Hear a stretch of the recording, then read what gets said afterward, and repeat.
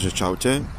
Dneska ráno sme naštartovali auto na šupu po výmene palivového posunného čerpadla a po vyčistení lambasondy. Takže čo sa nám stalo po vyčistení lambasondy, vlastne sa nám porúčalo palivové posunné čerpadlo v nádrži. No a jak sme ho vymenili, tak auto štartuje na brank aj v takýchto chladných teplotách. Takže a vozidlo nemá žiadnu dymivosť takmer. Takže tak. Tu máme vlastne staré palivové posunné čerpadlo, ktoré sa nachádza v nádrži. Takže kúpili sme nové, objednali sme ho. Číslo vlastne toho palivového čerpadla si nájdete tu. Budete ho tam mať opísané 1.2 Octaviu 1.6 BSE Euro 5. A keď si zadáte na internete toto číslo, tak podľa tohto čísla si vlastne viete objednať správne palivové posunné čerpadlo do nádrže. Čo sa týka toho plavaku, tak sa môže líšiť aj spôsob uchytenia vlastne vrchu a spodku. Takže k tomu toľko.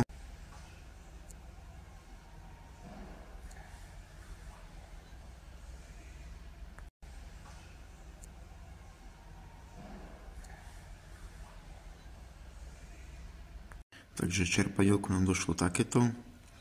Už ho máme vymenené v palivovej nádrži. Je to čerpadlo posuvné, ktoré nám posúva palivo k vstrekovaciemu čerpadlu z nádrže, takže tak.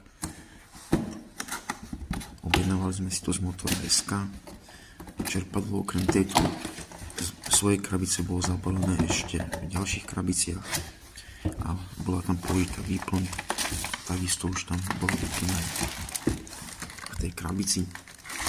Takže máte tam potom k tomu takýto manuál na plavák. Plavák tam nie je namontovaný z jednoduchého dôvodu, aby sa vlastne tá jeho noha aby sa nepokrivila.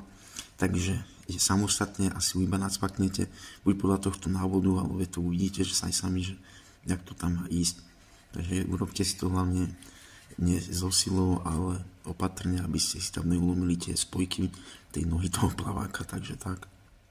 Montáž a demontáž alebo výmenu tohto palivového posunného čerpadla v nádrži nájdete v mojich videách, nižšie pod týmto videom. A teda k tomu asi už všetko.